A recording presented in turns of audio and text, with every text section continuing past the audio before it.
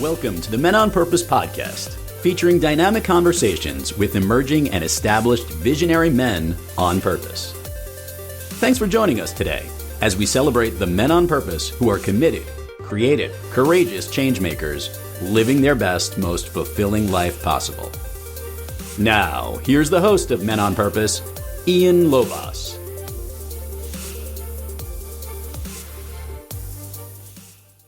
All right, Kent, we're going to get rolling here. And first and foremost, I've already given a quick briefing on who you are. Let me tell the audience why we're doing this today. You run a business called LifeMed, and it's in Timonium, Maryland. And obviously I live in Baltimore, so it's right down the street from my house. And the reason why I wanted Kent on today is because there has been no medical person or facility. I'm being careful with these words here. I was diagnosed with Crohn's when I was 20 years old. And there has been nobody that's taken care of me with like the hands-on approach like Kent's company. So I asked Kent to be on because I really want to let other men know how I've experienced, what I've experienced, and the lasting positive effects that I've had on my health, especially my gut health, and how much that's meant to me. And that's why Kent's really on. And then in addition to that, Kent has a really fantastic story about business and lessons and failure and success that I want him to share with everybody. So that's why Kent's here. So welcome, my friend. Well, thanks for having me. Yeah, man, my pleasure. So let's just get right into it. The early years, you were a bodybuilder. Yeah, so I left home at 15 years old, basically lived in the back of a car in a gas station for 2 years. I did finish high school. Of course, nobody wanted to be around me because I smelled like gasoline and oil every day. But my commitment was to finish high school. Yeah. I, at that time, had old weights that I had found, and I was absorbed with fitness, and I was always made fun of for the way that I ate all over the years, but it was a passion for me. It still is a passion to jump a little more forward, which I was trying not to do. That passion's now turned into a lifelong profession, which I love getting up every morning and doing what we do here. Yeah, I love that. So I need to back up. I actually didn't know that. I thought I knew your story from just talking to you every week when I'm in there. Why'd you leave home at 15? I was a fairly unruly child. My parents had just gotten divorced. My dad was out of the picture. My mom and I never really had a great relationship. And I, to be quite honest, was not a rule follower. I felt, even though I didn't have direction, I felt drawn to a direction wherever it was taking me. Yeah. And so I was not real compliant. I can feel you on that, man. And it's interesting because the majority of the men that we talk to on this podcast were not rule followers. They were defiant and disorderly, I guess is the right word. And every one of them has success now because of not following that path. However, the path to get to success was a lot harder. 100%. Yeah. Great point. Yeah. Great. I always say with everybody was going right, I was going left. Yeah. Just my nature. I wanted to go left because I was curious. I actually didn't want to do it because everybody was going right. I was just curious about why aren't they going left? And I'd like to see. And if I see left sucks, I'll go right with you. I'm not saying you're wrong. I'm just saying I'd like to see what's going on over here. Well, if left dead ends, I'm happy to turn around and go right. Totally. I am. But let me find out what's left first. That's right. So then you finished high school, and the weights were super important to you. And then what happened? You just. So I'm trying to think back because it is a long time ago now. I actually worked here locally for my friend's dad, Tuxedo House, which was a formal wear company. Worked there for a number of years. Went to Florida, lived there for a little while. That's a very interesting story, which we could get into at another time. I went to California to be an actor. Try and be Arnold Jr. Yeah. It didn't fall right for me. Nothing really felt like where I wanted to be. Yeah. So I came back here. I got into the mortgage industry in 1982 before anybody was really even doing mortgage brokering or any of that stuff. Started working for somebody. Within 6 months, I was like, nah, I need to do this myself. Yeah. Started my own business and started by myself in a room down in about Pikesville, I think. 35 years later, I got out of that business. Interesting. What was it that wasn't clicking for you? Because I know you and I have had conversations about the being aligned on your path and like owning the path. Don't own the power to try and change paths. Like try and just find your path and then apply the gas pedal on that versus spinning your wheels on a ton of other stuff. Just get in, get out quick if it's not fitting with you. So I think I felt stalled all the time. Like getting up was a chore instead of wanting to get up and run to something. When I hit the finance business, something clicked with me because I felt like I could help people. At the same time, I felt like I could earn a living, but I was doing something productive. It wasn't what I have now, because but I've been able to take what I learned from there, combined it with my passions and hobbies, and sort of melded it all together. But back then I was doing something, again, the left move, right? Nobody had done this yet. Nobody was really in the mortgage business. It was unheard of. I had friends who worked at banks, so I was able to go in there and become a broker in the beginning. I was probably the first people in the country to get a warehouse line to be able to lend my own money. Yeah. That was in 1986. So I think it was because I was blazing a trail that hadn't been done before. And now that I'm sharing, because I haven't talked about this stuff in decades. Yeah. But now that I'm talking about it with you, that's also sort of what I feel like we were doing here. Even though there's been hormone therapy and wellness facilities, for decades. I mean, women have been getting hormones for 50, 60 years. Yeah. I feel like the way that we do it, and we'll get into that later, but I feel like, again, what we do here is so different from what everybody else does, which is why people fly in from all over the country to see us, as you know. Yeah, absolutely. So there's depth in the before and during the mortgage business. So what prompted you to get into the mortgage business? I mean, you only had a high school degree.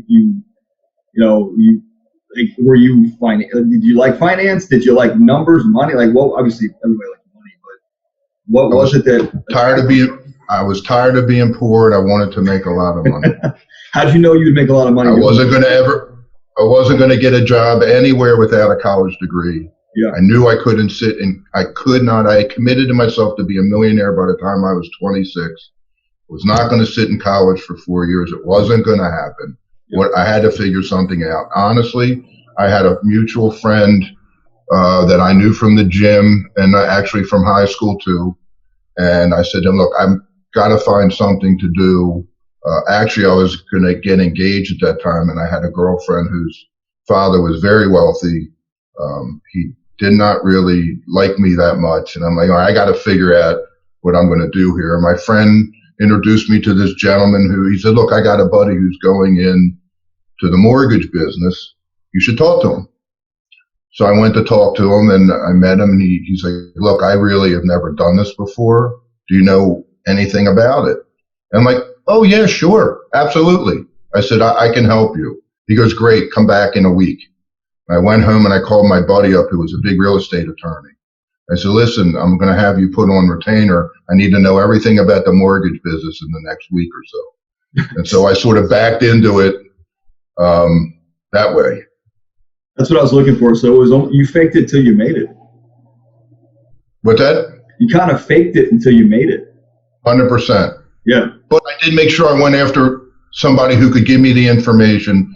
So even if I didn't know, I could get the information. Yeah. So I wasn't really sending somebody down the wrong path, so to speak. No, it wasn't dangerous. You were smart about the I hate the word faking it, because it's not, you weren't really faking it. You were acting as if. And right.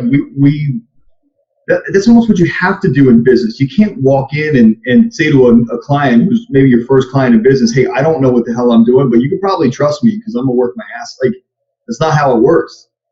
You made a great point. I had a friend say to me when I first started the business, he said, act as if. Exactly what you said. Yeah. Go lease a nice new car. Go get some suits. Whatever it costs you, you need to be successful from the moment you start without a penny in your pocket. Yeah. And to your point, unfortunately, that's what people want to see. But, I think people want the confidence that comes with experience. But when you're new, you clearly don't have that. You cannot buy that. You have to learn it and earn it. So I remember my first week in real estate 8 years ago, my first client, I took him out and I was reading and studying books and I was just dropping lingo that made me seem a lot smarter and it was getting me clients. And he said to me, the first week, he goes, man, you're pretty good. How long you been doing this? And I said, dude, some days it feels like forever. And that was my line for the first 2 years. And after the first year and a half, my wife and I had a client appreciation party because we did really well. And I said, I want to celebrate my first 18 months in the business. And all those first clients were like, wait a minute. You said, and I said, no. I said, some days it feels like forever. And they were like, oh, shit, I guess it's a pretty good line. I love that. Yeah. That's great. I didn't want to be the newbie. I just come out of my dad's business as an expert, and now I'm a freshman again. And I felt really insecure and I felt really vulnerable. And like, how am I going to make this work? But I had to make it work because I had the same goal that you did. And I failed once. People want to see somebody of confidence who's assured of themselves that they can put their trust in. Totally. And then moving forward from that, the mortgage business became a juggernaut, for lack of a better word. Juggernaut. Yeah. It afforded an excellent lifestyle. Both my kids got to go to private school, trips. It was a very, very lucrative business for a long time. And I think for me, one of the mistakes, again, is thinking that something's going to go on forever. Yeah. And so from 1982 to you jump up to 2007, when the whole market just literally crashed, blindsided everybody. Yeah. Who would have thought after all that time, a business is gone in a matter of less than a year? In retrospect, and I was employing people all over the country with offices all over the country. And, my feeling was, look, I have all these people, they have kids are in school, they have cars, they have mortgages. I dumped a lifetime of savings to try and save something that probably was unsavable just to make sure people didn't get hurt. Yeah. And I was sharing with you that my dad did the same thing, and it's selfless to those people, and it's almost selfish to the internal, the family. You know what I mean? Yeah. You're taking on what is not necessarily your responsibility. I mean, you obviously looking back, you agree with that now. I know we've talked about it, but. Well, in retrospect, I should have given everybody a lump sum of money. Yeah. And say, hey, I'm sorry. We got to close down, go find something else to do, because they all ultimately found something else to do anyway. Right. And I would not have exposed my family to have a lifestyle change because I tried to save everybody. Yeah. It's interesting. So just go through the growth and trajectory of the business so that people listening, because there are a lot of people that listen to these episodes every week, every month, and obviously throughout time. So for someone that's listening who might be in the middle of it, when you say nothing lasts forever, is it that nothing lasts forever, or is it that it doesn't last that way forever? You have to constantly evolve. I think your second statement holds a lot of value. I think in today's day and age, we don't know what will last forever. Right. There's a book called Blindsided. It talks about all the businesses or all the careers that all are gone. If you look back from the guy who used to deliver ice back in the 20s, no job. Now you look at the guys who made a living and a career reading meters for BG&E. It's all done remotely, gone. So, you have to to segue to what the other part that you said, we have to constantly be looking at what's going on outside of our world and inside of our world to make adjustments so you can keep going. Sure. I mean, this whole thing. I'm sorry. Yeah, I mean, how do you? And nobody's got a crystal ball, but there's got to be a way to flow. Like obviously, the meter readers, that's an endpoint. The ice guy, that's an endpoint. The milkman, that's an endpoint. I mean, at a certain point, like these industries will change. I mean, look at the hotel and taxi industry from Uber and Airbnb. That's only within the last 10 years. Look at restaurants just with this pandemic. Right. I mean, if you don't adapt and endure, you're out. Yeah. I mean, we know there are restaurants here in our town that are a quarter mile from each other one has gone downhill where they're on their last dimes, and there's others that have soared. Flourished. I mean, I have a friend who owns a restaurant. I'm not going to name it. His profits have quadrupled during this pandemic. He shifted quickly. He had to let some staff go, but he gave them some money. And the guy's, he's doing really well. He's working 7 days a week, and he's got to fill in 3 people's jobs, but you got to get it while it's hot. Well, to get off topic, but not, my youngest daughter is a national rep for Grubhub. Oh, nice. And with that business, there's a business that came out of nowhere, and people are they're making a fortune, but they're saving businesses that would probably be going out of business. That's very. I know. I use them when I get home from work. If I'm not making my usual salad at night and I have to pick up something, I'll use them because I don't want to go out. That's true. That's totally true.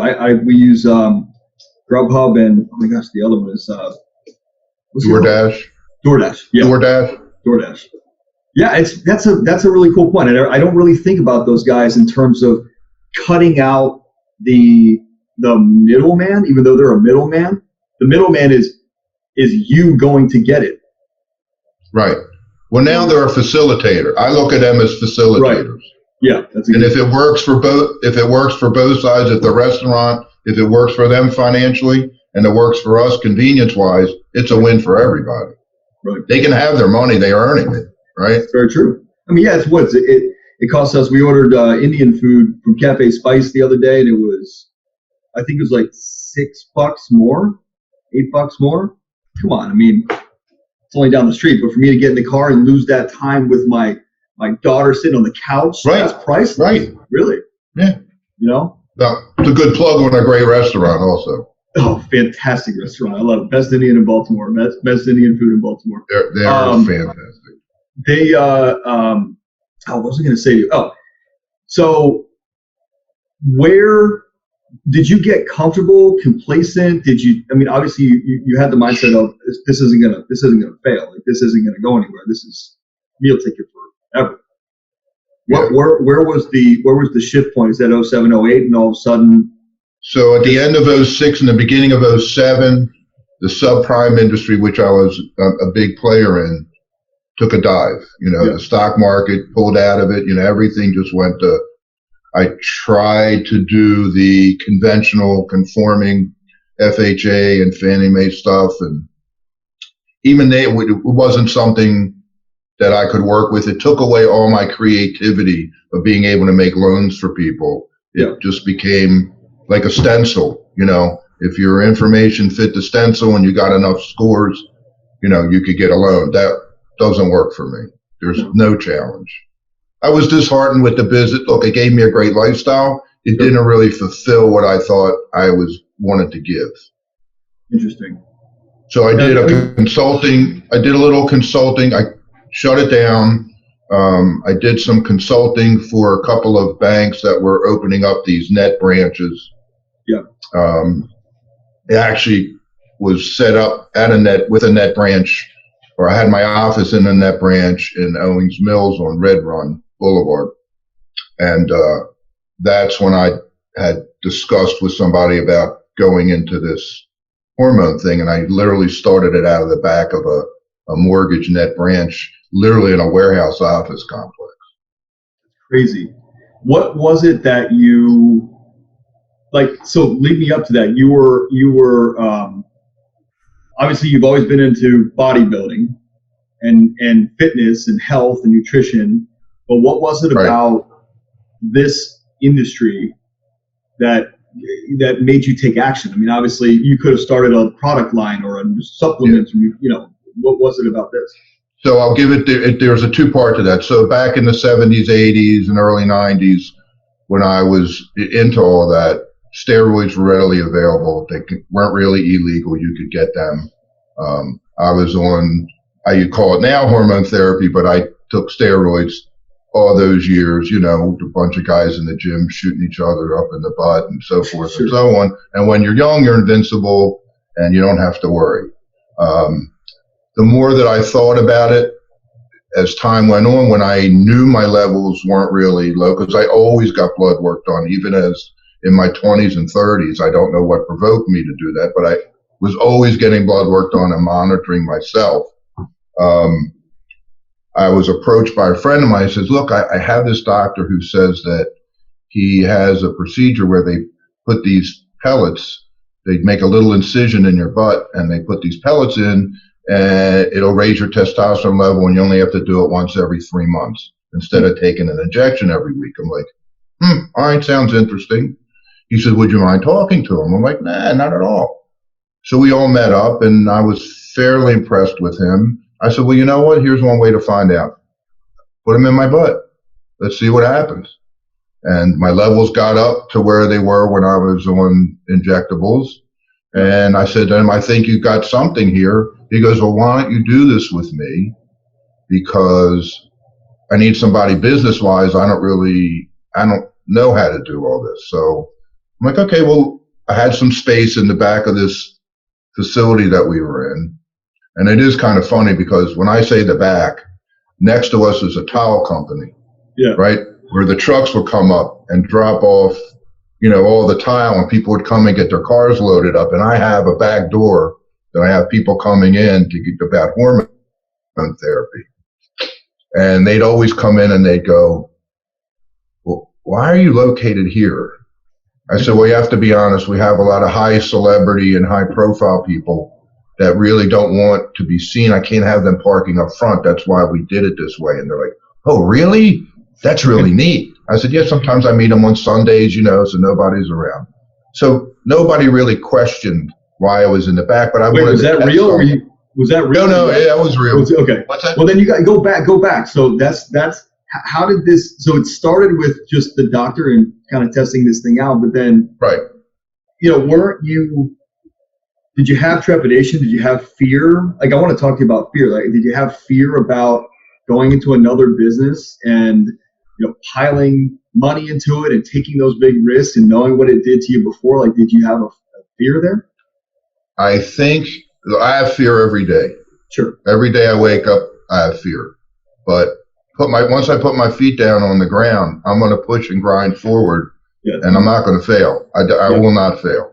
So putting that aside, I was excited because here was something I felt like I could take my passion or hobby or whatever you want to call it and maybe build something and earn some money from it. So here's a reinvention.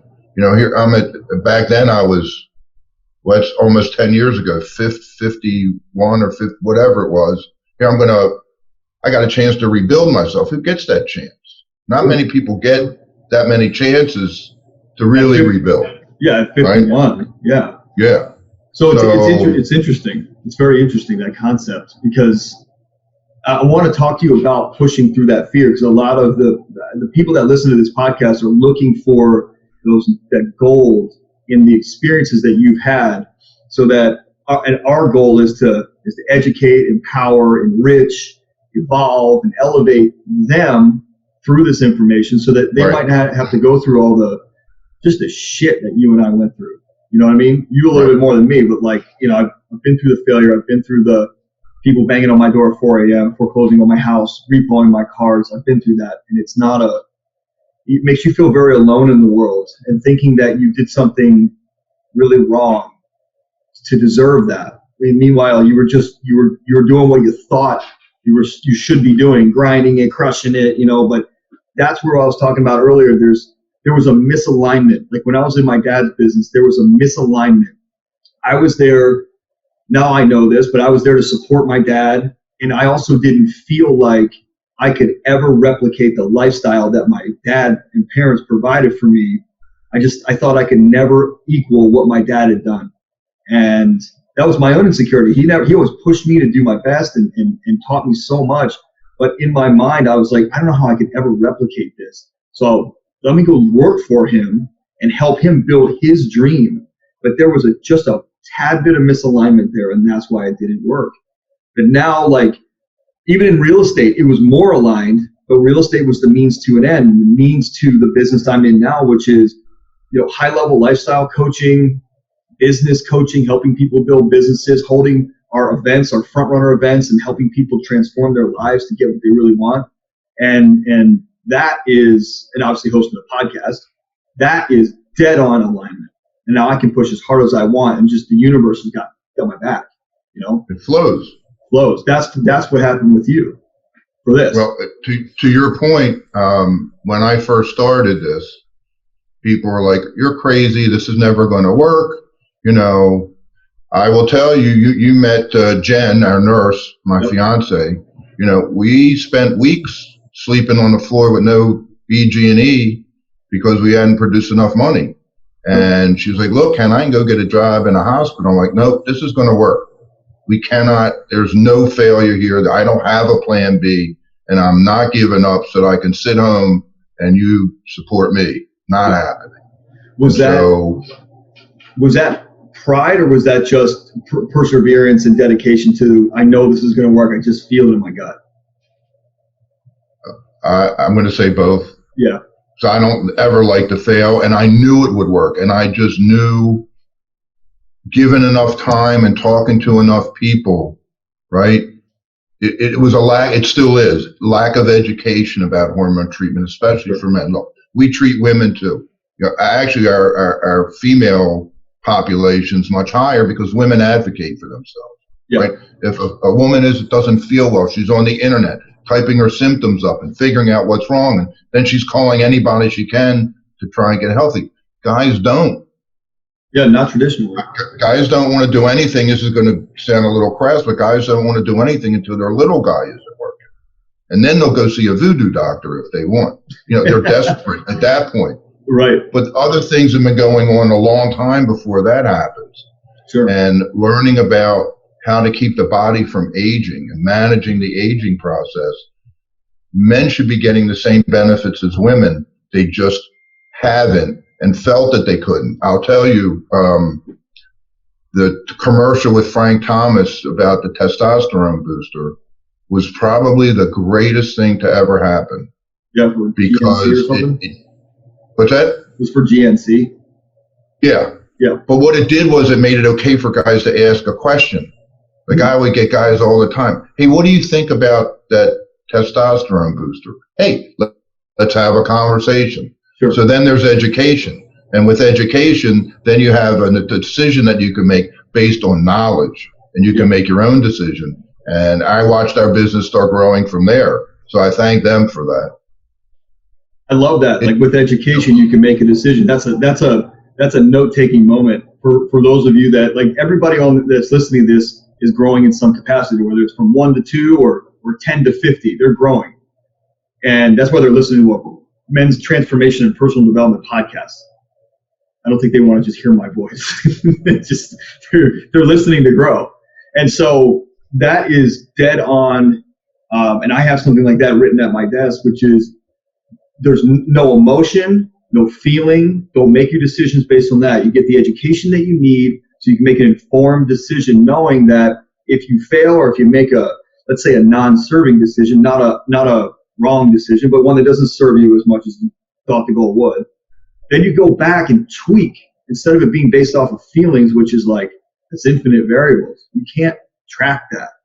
You got to be based off of knowledge, information, education, and then you make your decision. Whatever you're doing, starting a business, dating someone, picking a car, inform yourself from the right sources. That's key, right? Inform yourself to the right sources. Make sure they don't have agenda. Make sure, let me share with the audience the reason why I started frequenting Kent's business is because a lot of my buddies throughout the country were experiencing the same thing I was, which was my energy levels were super low, and I could not sustain muscle growth or mass. I could work out as much as possible, but I just could not build. And so I was talking to my buddies about it. I was one of the guys that started like asking my friends, like, hey, you ever experience just like, I'm only 37, but do you ever experience like, go to the gym and you're sore for a week? And a lot of my buddies, I think it's kind of sad or depressing a little bit, but a lot of my buddies in their mid-30s were like, yeah, man, and this is what I'm doing. And the challenge with that was I was very intrigued and very interested. However, having the GI issues that I've been diagnosed with, and I've been self-medicating, so to speak, with food and exercise for almost 20 years, I didn't want to just be a number at some place in Tennessee or Chicago or LA. I didn't want to just be a number on the roster. I wanted a place that actually I went into and they knew Ian, not a 37-year-old, 5'11" male, athletic build, skinnier athletic build, whatever. I wanted Ian's chart to be there and for the people in there to treat Ian, not that guy.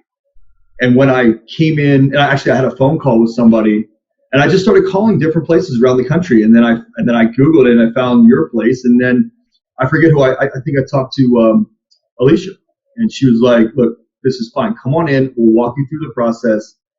And I felt like a person there. And all the other people I talked to, they're like, dude, it's an easy process. It's a couple $100 a month. We'll mail you the stuff. It's that simple. You'll talk to a doctor every couple of months. Don't worry about anything else. But I was like, well, what about my health? I have kids. I don't want to do something that's detrimental. And you guys walk me through. Dan is so patient. Dan is so patient. I had 50 million questions about heart health and blood pressure. And it was so comforting to know that like this was something safe that I could do, that I wasn't putting myself or my family in jeopardy, and that I could actually feel something again. And I have a really good diet and I work out. I was just lacking. And you guys filled that gap. I mean, like more than filled that. It's pretty interesting how well that stuff works. I'll tell you, funny you brought it up that way, and I was at a loss of words for a second because it took me years to get comfortable with people coming in and going, can I talk to you for a minute? Because being in the finance business, normally when they're saying that, they're pissed about something. Right? So I was a wounded puppy. Yeah. But to a T, every one of them to a point would come in and go, you changed my life. Yeah. I feel, thank you. Or I've had couples, you saved our marriage. And it took a long time to get comfortable knowing that was going to happen because you're waiting for the other statement. Right. The reason I wanted to do this, a couple other thoughts. Anytime somebody's going to the doctor, they are not happy. It's a stressful situation. I feel like it's very impersonal. It's also rushed. You feel like to you a number, 50, 37-year-old male, white, whatever. You come in, you're separated by glass. It's just very sterile. And then it's not really, to me, a friendly environment. I wanted something that was almost communal, that people could share if they wanted to and talk about. And when you come here, there's no partitions. The waiting room is technically behind the reception area, right? And people do see other people. And I was told even by my COO, it's never going to work like this. I said, well, then this is probably not the place for you. And 3 or 4 months later, that person came back and said, I don't know how it would work anywhere else, but you guys do it exactly right. And to your point, and you'll spend an hour to an hour and a half with our physician. This is not like a herd of cattle coming in and out. We take a long time to sit and go over your health, to answer all your questions, right? Peel back the layers of the onion, so to speak, to break you down to the cellular level and find out what's going on. How can we make Ian better? What are the things that we can do to enhance, not fix symptoms. Let's get to the cause. Let's treat the cause.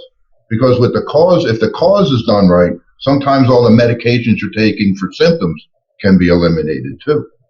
Yeah, and what I'm talking about is not, for the audience, I'm not talking about just going to a place and getting jacked up with testosterone and hormones.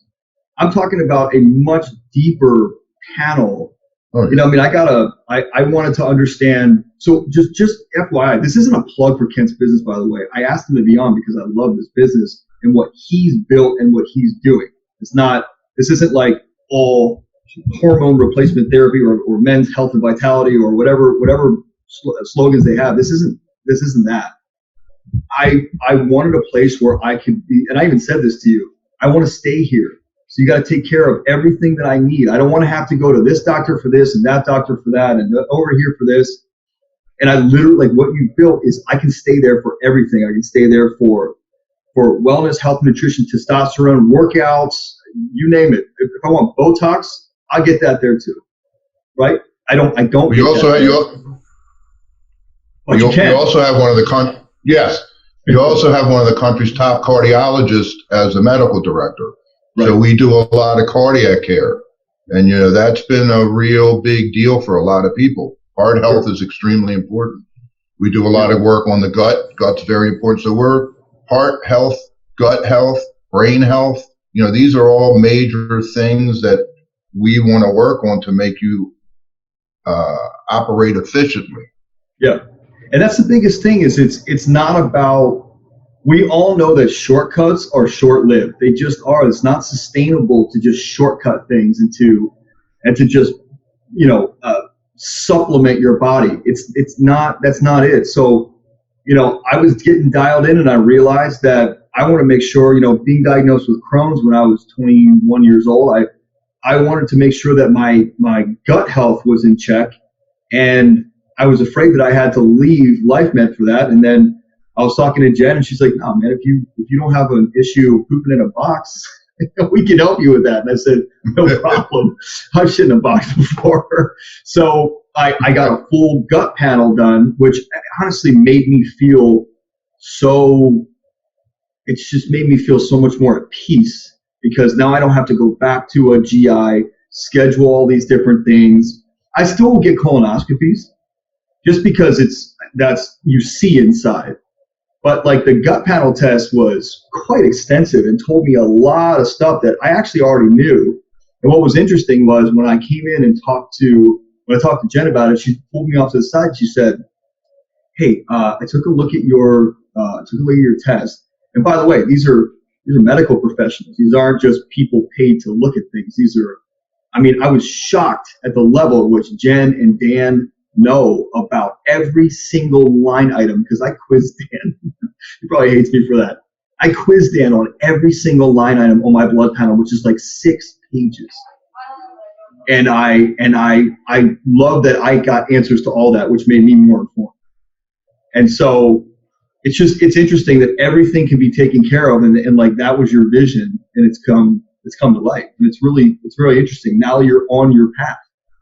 You're in alignment with your purpose, your mission. Well, here's another thing that I think I want to share, and that is I'm not the expert, right? I had a vision. I know what I want to do. I went and found the best people to be the experts. So it makes me look really, really good, right? Yeah. Jen makes me look good. Dan makes me look good. Dr. Whips makes me look good. So, one of the things that I think in building, if somebody's building a business, is to get better at what you're good at and find good people to help assist you in what you're not good at instead of trying to learn to get better at what you're not good at. Yeah, that's a great point. What about when people say, well, if I don't know how to do it, people could take advantage of me?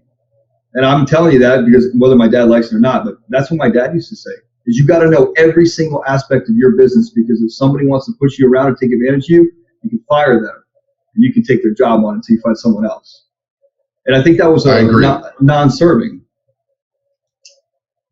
So for me, luckily, because Jen's my fiance and we started it together, basically through years of osmosis, I've learned a lot 24 hours a day, 7 days a week. Right. So I do know a lot. but I'm not a medical professional. But I do know people. I know if somebody's going to give me great advice. You met Dan. Yep. You've met Dr. Witt. The people that are here are extremely, extremely brilliant. And on top of that, they want to help people, and they really care about what they're doing. You're not, again, you're not a number. You can call, you can come in here. You can call anytime with a question about anything medically, not even related to hormone therapy. Yep. And somebody's going to get on the phone with you. That's what I want. I want people to be able to just feel comfortable enough that there's a place they can go to ask a question. Yeah. Because we're all afraid I feel like everybody's been afraid to ask questions. Or you call your doctor, when are they getting back to you? And is the doctor getting back to you, or is somebody calling you back to say this is what the doctor said? Yeah.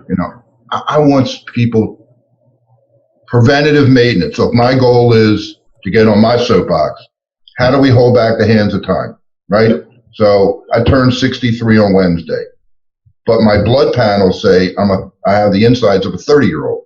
That's what I'm looking for, right? That's what I want to try and get everybody to live at their highest possible lifestyle in a healthy fashion and raising kids takes a lot out of you. You want to be there for your children, for your wife. You want to be healthy. And that's what I think is important about what we do here. Yeah, it's true. And it's almost like it definitely connects the fact that I like coming to LifeMed every week. And, through the beginning, I literally started the week before COVID stuff really turned the world around. Right. And so it was interesting because I knew that it felt like the weeks were going by very slow until every Tuesday I was back in LifeMed, and I would walk in and Joe's like, oh, here we go again, another week. And I'm like, God, man, it's another week. It doesn't even it just doesn't feel like that way. And look, here's one thing that I want to tell the audience. And I was sharing this with Nick. You met my friend Nick, who came in, RV Fit guy. Yep. Nick said to me, how do you have so much freaking energy, man? How much coffee do you drink? And I said, I don't drink any caffeine. And he said, well, what do you do? And I said, well, I eat real clean, and I go to this place called LifeMed. And we started talking about it, and Nick signed up, and 5 of my other buddies signed up because they trust me. And I like coming in there because I feel like a part of the family. I like hanging out there. But something I want to tell the audience, and I was sharing this with Nick, was when you go somewhere, if you have a genuine curiosity about people, that's why I have a podcast. When you have a genuine curiosity about people, you can get a lot of what you want by aligning with what they want. And I always go, and I'm fascinated, and I want to meet the owners of businesses that I admire. And that's why I always just hover around your office and bug you and talk to you. It's not bugging you, but you know what I mean. And it's become really cool. And that's how we did this. And then you guys, next week, Diamond Dallas Page will be on, and Kent hooked me up with him, the wrestler. And I'm sure you have plenty of other famous friends that will get on the podcast to share their story and influence. But it's really nice to know somebody in the why behind their business, not just the stuff you see on the marketing, but their why. And it's cool to just know that I'm there's a church up the street called Nativity that calls it the Timonium Tim syndrome or right. I don't know what word, but that's it was built for guys like me, and it freaking works, and it's seamless, and it's really cool. It's really freaking cool. You go home at night and go ahead. To get off subject, you're going to really enjoy talking to Diamond Dallas Page. I know. I'm looking forward to it. You'll just say hello and you can sit back. But I will tell you to touch on him. That man's changing lives too. Yeah. And I have watched the evolution of his DDP yoga go from being called yoga for regular guys. It's not your mama's yoga, trying to get guys to do yoga, to developing it into what has become an international, app and a sensation. we're aligned with the NFL alumni, as you know. We do a lot of, we treat a lot of the NFL alumni as a service to give back. I put Dallas in touch with the NFL alumni. He's an app to all of them. If you go on his website, you can see a lot of these old pros who were beaten up, getting healthy again. We take care, I like to say, we take care of the inside. He takes care of the outside. It sort of works really synergistically. He has been a big spokesman for us here. So I think you're going to really enjoy talking to him. Yeah, I'm excited. I appreciate that. I want people to be curious about this interview. Be curious about what you're doing, because this isn't a money grab, money making.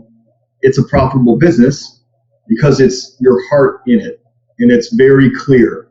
And I want people to understand that LifeMed is as big as it is because the people, you, Jen, the people that run this place, your heart's in it, in the right place, and that's really cool. And do you feel? This is what I wanted to ask you earlier. Do you, knowing the failures that you've had before, moving out at 15, do you finally feel like, man, I got this right? Like, I got this thing this time. You go home and say, the waters are a lot calmer than they've ever been. Right. But I never think I have anything. Right. Sure. You never know what tomorrow is. We deal with a pandemic every day. Right. I have our front desk girls and some of our aesthetic girls. I don't know where they're going on the weekends. What's going to happen on Monday? Are we going to have to shut down part? It's just a true navigation all the time. But the point we're making about where I am internally at peace, I feel really, really at peace. I love what I do. I don't ever take it. I'm here 6 days a week. I'd be here on Sunday, but we're not open. Right.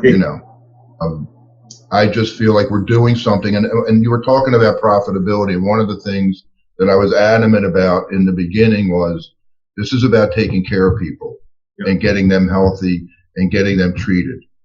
Profits come whenever they come. If we do, we have an 85% retention. I got patients from 8 years ago that still come to us. Generally, the only time a patient stops is job loss, divorce, something that's catastrophic, that financially, and look, we've helped a lot of people and treated people for a while and not charged them till they got back on their feet. We want to take care of our patients. I told you, you come in, you see my doors open. I literally am in the front. Anybody can come in and talk anytime they want and ask any questions. I want it to be a place where people want to be and get healthy. Yeah, I love that. So where can people find out more information about LifeMed? Easiest place to go. We have a phenomenal website. It's LifeMedInstitute.com. Or what are my levels? Yeah, WHATAREMYLEVELS.com. What are my levels.com? There are some great video tours that we just had done that'll take you through. When you go on the website, you can really get a chance to get a tour of the whole facility. There's a lot of information on there about all our products and what we do. Yeah, I love it, man. Well, it's definitely been a game changer in my life. And again, this wasn't Kent wanted to come on here. This is me wanting you on to thank you for giving me something that I didn't know was possible to get back, which is strange for your mid-30s. But thank you, man. I was really grateful for you guys. No, I appreciate it. Look, if I can help anybody, if this conversation helps anybody in the path that they're heading down, I'm glad I could help. I'm not normally a guy who talks and does this kind of stuff. It's taken me 3 months to get you on here. I did cancel a bunch of times. Well, listen, I'm persevering, man. I go 3 years to get you on here. That's all right. The end result is all that matters, right? That's very true. And by the way, for people listening, if you're thinking, well, I'm not in Baltimore, how do I do this? I have friends all over the world, actually, that I've introduced to LifeMed who are, not everybody gets the same thing. It's per you. It's whatever you need. Get your levels tested, understand what your blood is doing, understand what your heart's doing, your gut's doing, and then and then they dial a product in and a plan in for you. That's it. That's the best part. It's all about I'm you. glad you brought that up because, and I don't really push it that hard, but we customize everything to each individual person who comes in. That's why we don't rush you out in 10 or 15 minutes. Yeah. Right? We've tweaked your stuff on numerous occasions. It's always an evolving process. Yeah, you're doing a great thing, man, and I appreciate you, and I appreciate what you and Jen and the rest of the staff are doing. Thanks for being on here and giving all of our listeners so much gold. Hey, man, thanks for the time. My pleasure. So I'll see you next Tuesday. I'll see you on Tuesday. That's right. Listeners, as we wrap up here, I just want to thank you for listening and downloading and rating and reviewing the podcast. And we obviously couldn't do this without you. And as we continue to bring in high-level guests, and Meredith and I talking about our marriage and our business, and Aaron and I talking about our front runner and our coaching events, it's so rewarding to hear from you. So let us know what you're thinking about the podcast and keep reviewing and rating. You can go to mentalpurposepodcast.com or ianlobas.com to find out more about Kent, LifeMed Institute, and all the stuff that they're doing. Or you can go to whataremylevels.com. Listen, thank you so much for watching and listening, and we'll catch you on the next one. Thanks again for listening to the Men on Purpose podcast, where our mission is to educate, elevate, and activate every man to truly live their best, most fulfilling life possible. To find out more about the podcast, our guests, or becoming a man on purpose, visit menonpurposepodcast.com and choose your most purposeful path forward.